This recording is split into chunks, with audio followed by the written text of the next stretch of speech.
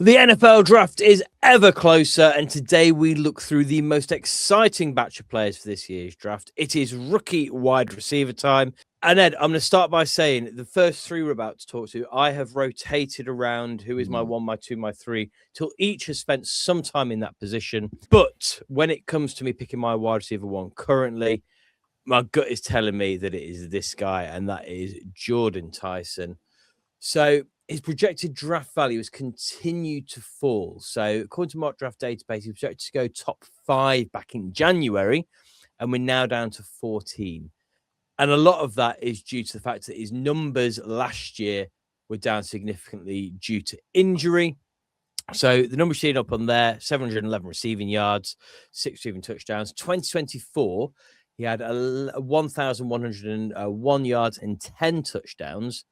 I'll talk more about the injuries in a moment because it's not something we like to dwell on too much, but is important when it comes to Tyson.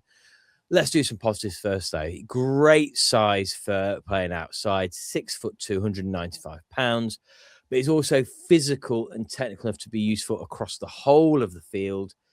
He looks confident and composed whenever he's on the ball, truly does look completely unflappable, and that will translate fantastically into the NFL. Plays all over the field, smooth runner, incredible control when taking the ball and then resuming movement. It's that fluidity of taking the ball, securing the ball, and he is off again almost straight away. So, which is truly amazing to watch. The weaknesses, let's start thinking about that injury then. So, collarbone injury is in the mix, which that doesn't really bother me. That's kind of a freak injury that's happened for him. The worry comes from the fact that he had, back in 2022, a major knee injury. So it was MCL, PCL, and ACL. Basically, all of those ligaments attaching his knee to the rest of his leg weren't in a great situation. And then last year, he had a lingering hamstring injury on the same leg throughout the year. Hamstring injuries in wide receivers is always a little bit of a worry. We say that in the season. If a wide receiver leaves late in the game with a hamstring injury, they might be back next game. They could be gone for the foreseeable. He does seem to just play through a lot, though. Even though he was struggling with that, he just appeared in every single game. He's up to speed quickly, elite acceleration, but his top-end speed is maybe lacking a little bit.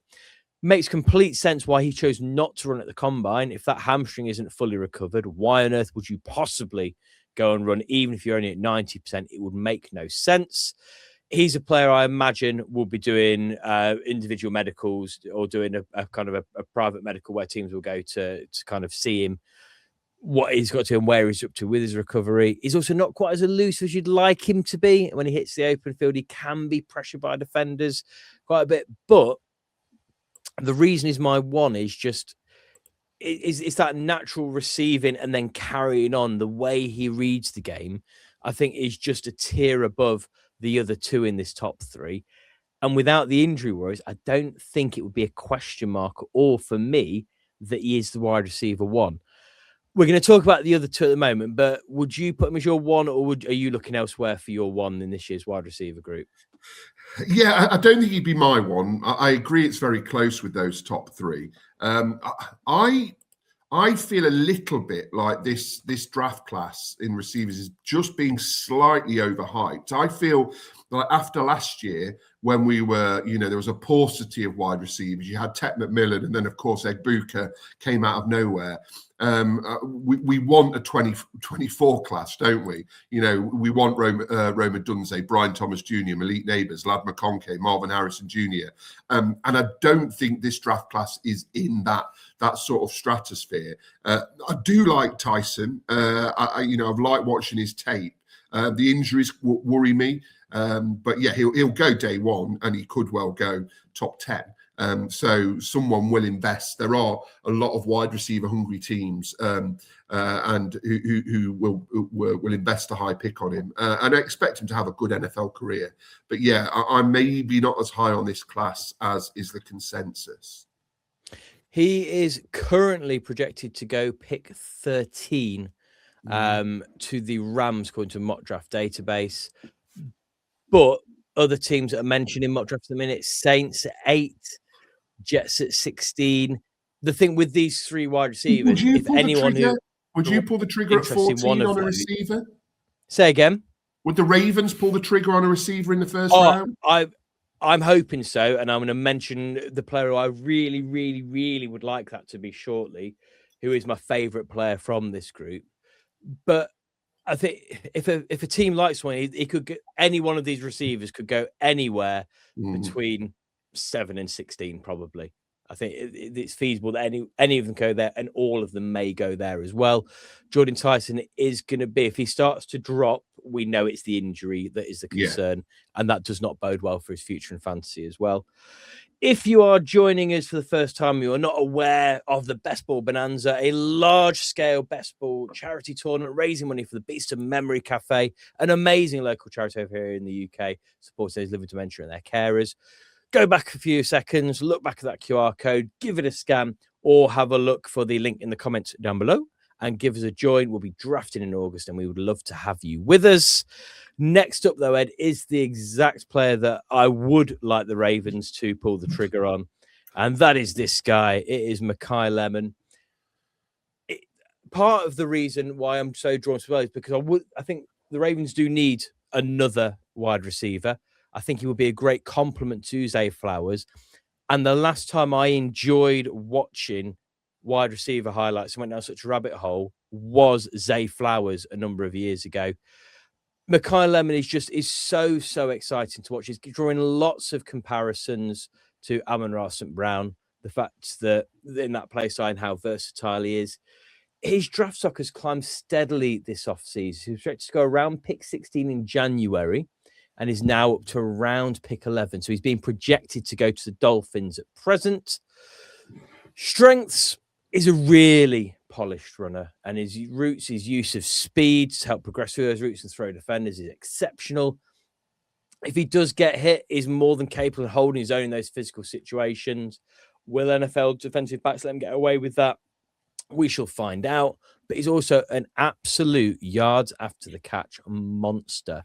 502 yards after the catch in 2025, making up for 43% of his total yardage. Weaknesses, acceleration isn't top tier, which is a little bit of a concern. I'm not overly bothered with that, though, because his route running kind of levels that off a little bit. We must mention his interviews at the Combine were odd. At times, it felt like he was interviewing himself. And it was a bit like watching someone who'd been method acting as an arrogant wide receiver. And that was the character gone into. But you want every single player going in the top 15 should believe they are the absolute best player in the draft. If not, I'm a bit worried about them from that regard. Wide receivers, have we got history of any wide receivers being a little bit odd when it comes to being just like people? Oh God, no, they're all perfectly normal blokes. I mean, like we think like Antonio Brown, he was a phenomenal footballer and just such a sensible all-round guy. AJ Brown pretending to read books on the sideline. Like wide receivers, especially elite wide receivers, they're a weird breed at times, aren't they? Would you rather he was a sensible kind of like Mike Evans had his drama as well, but would you rather like I don't know, Larry Fitzgerald? Would you want to be a wide receiver who goes in, gets in, and is a model professional? Absolutely. But I think Makai Lemon is going to be entertaining for a whole host of reasons, not just on the field. Projected to go 11, as we've said. Rams at 13 mentioned, but I would love to have him join Flowers in Baltimore. Now we've got that bonus pick back after Max Crosby's dodgy injury. Meant it was definitely a very sensible thing to go. That's a whole different show in itself. So yeah, now we've got a pick 14 back. I would look at that. But I think out of these three, he is the wide receiver I expect to be the most relevant next year. I think he's the one that I would see him probably being as the wide receiver one out of these three for redraft. I would take him over the other two. The others, I think, perhaps have a higher ceiling once they've bedded into the NFL. So, yeah, watch his ADP go up a little bit. Has it come across how excited I'm about Makai Lemon, Ed? Yes, it has. And I agree. I think he'd probably be my number one. And I mean, from a very selfish point of view, I'd love him to be success, because while we've been talking, I've already thought about 5 puns for Heroes and Zeros next year. So he's got the most amazing name for Fantasy Heroes and Zeros. So yeah, he is exciting to watch. And again, landed spot dependent. He could be very fantasy relevant next year. He could be 102, 103 on draft boards. Just behind Love, who I think will be the consensus 101. And that's what I think is good, including the guy we're about to talk to as well. I think when you get to the pick 104 this year, it's going to be the easiest pick in Dynasty ever, because it will be which of these wide receivers is left. You're happily going to take, unless something shocking goes wrong with landing spots. Let's round out the trio, though, with Carnell Tate.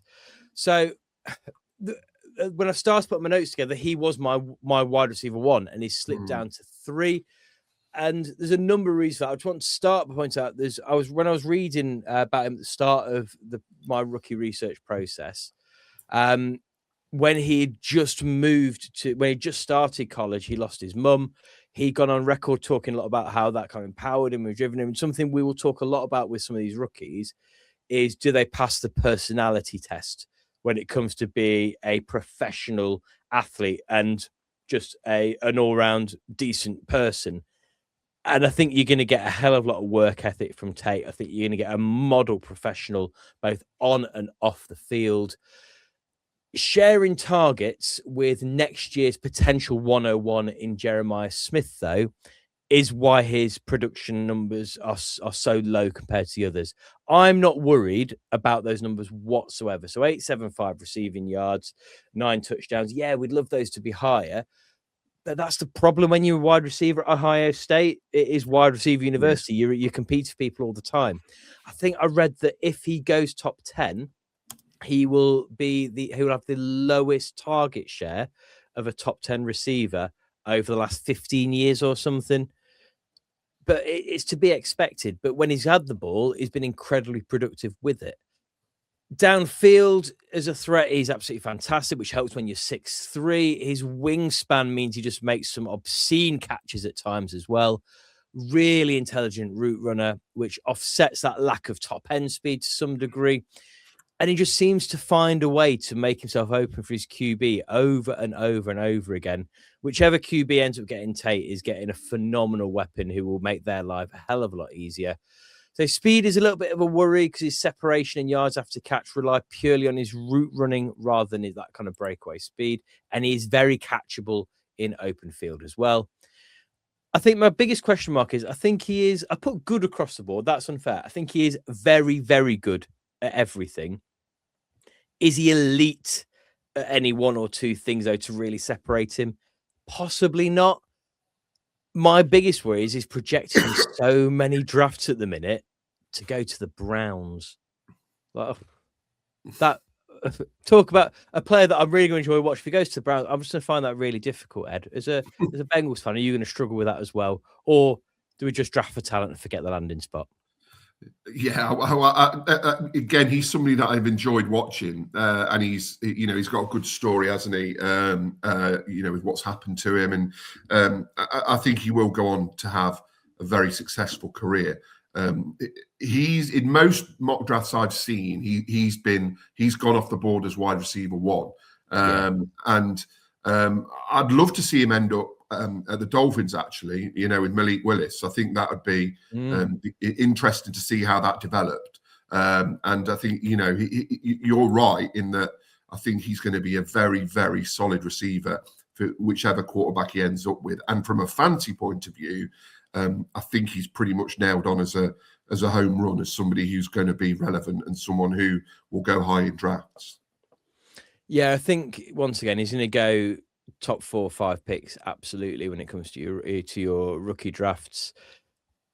I think he's probably going to be a player that is constantly going to be in that wide receiver 10 to 14 stage, which if you've got on your roster, you're very, very happy with, especially if you're in a decent position already with your wide receivers on your team. So yeah, really exciting player. And just please don't go to the Browns. Just somewhere I can will you on a little bit more. Next up is a player with a hell of a name, Casey Concepcion. However, his name loses a little bit of that je ne sais quoi when we realize that KC, Ed, stands for Kevin Concepcion. So I'm just calling Kevin Concepcion from now on. It sounds like Kev. Yeah, old Kev. But he's been spoken about so much. And I understand if I was called Kevin Concepcion, I would also go by KC Concepcion. Sounds far better. He's a really refined player, an excellent route runner. He's just so versatile as well. Over his college career, he's really evolved from being a pure slot receiver to a much more well-rounded player. So 2023, 93% of his snaps were from the slot. 2024, 82%. And then last year, 34% from the slot, becoming a really versatile receiving option. He's also able to contribute as a kick return. I'm going to stick this kick return highlight up as well now.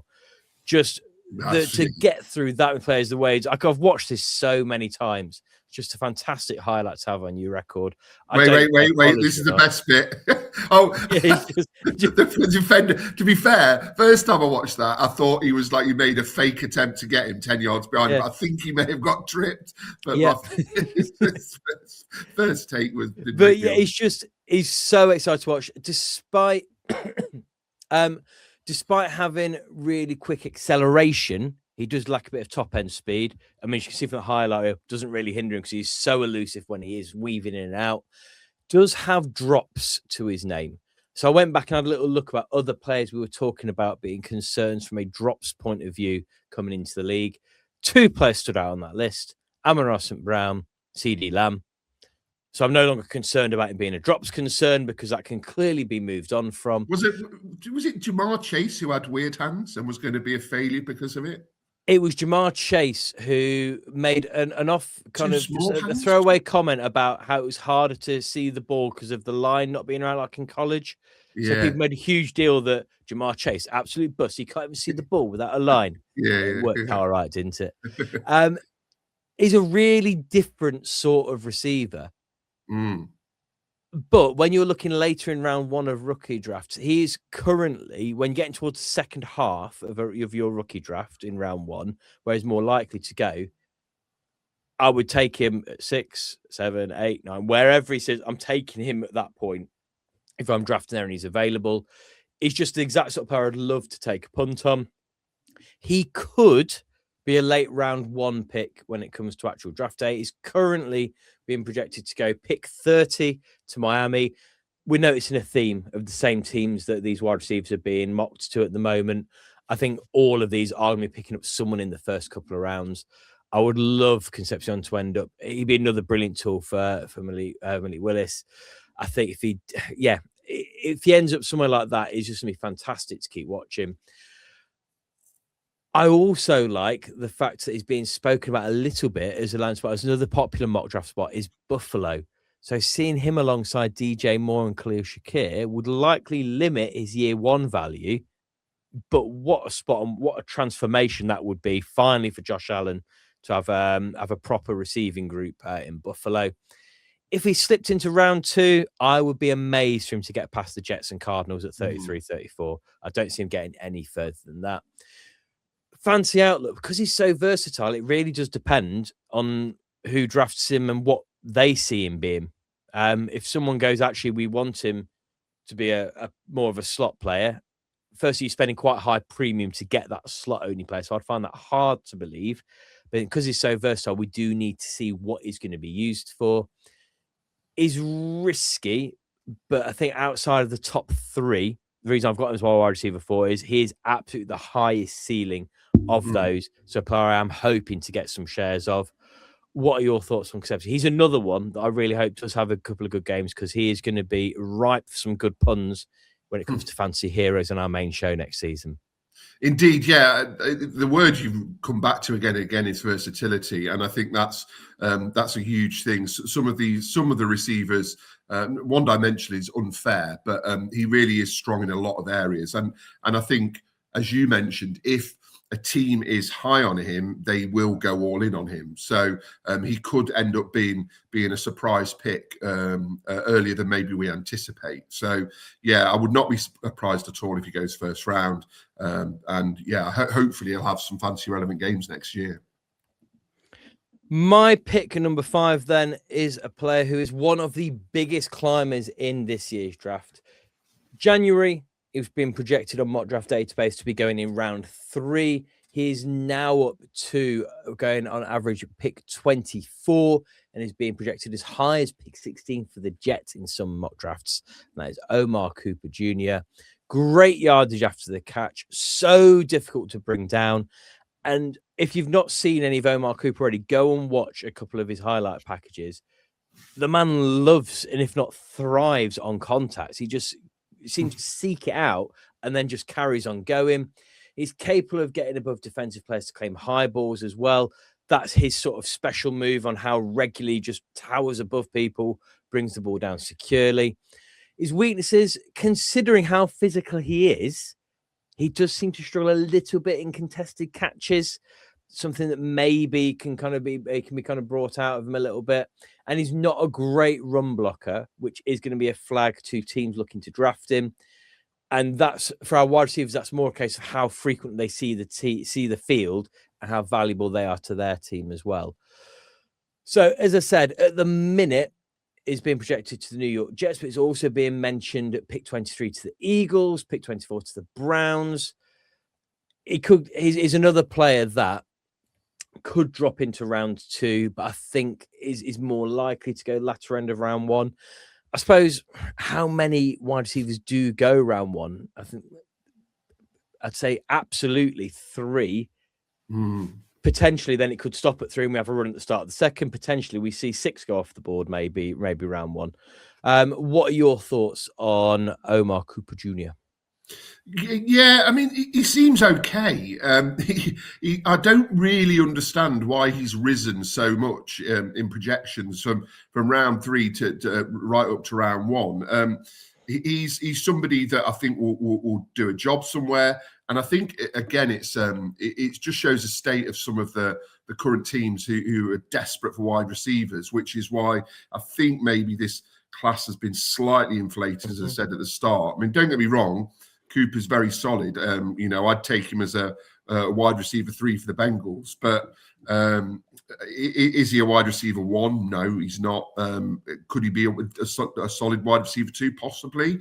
But yeah, I haven't seen enough of him really to be kind of confident either way. No, and I think what we also need to kind of bear in mind is that as this is a weak class, by the time we get past about pick 6 in your rookie drafts, I'm starting to lose a bit of interest in actual what I'm going to get from these players. I feel like we're going through the motions of let's take a gamble on seeing which last year you look at where we were taking players, especially when we start talking about tight ends in the next show, we see how inflated that is. But for me, Omar Cooper is the last wide receiver I'm interested in, really. The reason I've included the 6th is because Denzel Boston, who's our final player, is the only other player that I think is getting enough kind of smoke. I mean, I wanted to mention him. So I thought he may as well get his own graphic if we're only discussing the one extra. But he's one, I'll be honest, I'm not hugely sold on, but some people are massive admirers of. So he's a big-bodied outside threat, great frame for contested catchability. He's far more nimble than you'd expect for a guy of his size. But some of the things you see him doing on tape aren't quite what you'd expect his body to be capable of doing. He's kind of Peter Crouch of the NFL world. So that's a soccer reference for our American fans. If an American and you have not watched any British football or soccer, go and have a quick look at Peter Crouch now. You'll be amazed the man was one of the best the country had to offer for a long period of time. For Denzel Boston, 20 touchdowns over the last 2 seasons, and he really can dominate in the red zone. Concerns, he doesn't separate down the field very well, seems to lack that extra gear to make him truly elusive, and he doesn't get through contact very easily. If he's getting hit by a back, he's usually going down. And I don't know whether that is just his play or whether he's fully committed. I don't know. I'm not hugely interested, but he is he's a player that's still getting projected to go first round at the minute, according to Mock Draft Database. He's the last of those 5. So the order there is Tate, Lemon, Tyson, Cooper Jr, Boston, and Concepcion. So he's worth mentioning, but not for me. I think he probably should slip into round 2. Yeah, he's a round 2 receiver, and again, I've not seen loads of Boston, so maybe I'm not in the best position to comment. But from what I have seen, he looks good. But if he went round 1, it would be a stretch. Yeah, I think I tend to agree there. That does wrap up our top 6. A few players just to mention. We're likely to be mentioning quite a few of these when it comes to our kind of deeper sleeper picks. But Chris Bell, Louisville's getting a lot of talk as well. He's someone to keep an eye out for. Malachi Fields is a player that I found quite interesting. I'll throw in Ted Hurst as well from Georgia State as a player I've enjoyed watching. But we will talk about more of those as we get close towards the end of the draft. Anything you would like to mention on wide receiver, Eds, before we finish for the show? I mean, no, as we say with receiver, there's always going to be somebody deep down those boards who none of us have mentioned. Your Emeka Egbukas, and well, I can't. Who's the Ram? The sleeper. Puka Nacua. Puka Nacua. They went out of my head. Yeah, your Puka Egbuka. So yeah, I don't know who that's going to be, but there will be one. I can't give you any advice with regards to who it will be. Well, I think Amon-Ra St. Brown went round 4. So I think wide receiver, I think we spoke about QB and QB show. If you're at round 1, not interested, that's certainly not the case. Wide receiver, there is often someone who can surprise us. I think it was Tyreek Hill. Was he around 4 or 5 pick as well? Yeah, it can happen. And the chances are we have not mentioned the absolute star of this year's class because they're just going to come out of nowhere. Well, there we go. And we'll finish up by saying we don't know what we're talking about. That'll probably do us an Ed. Yeah. That's all from me. Everyone knew that anyway. It's all from me. It's all from Ed. All that remains to be said is ta-ta and farewell.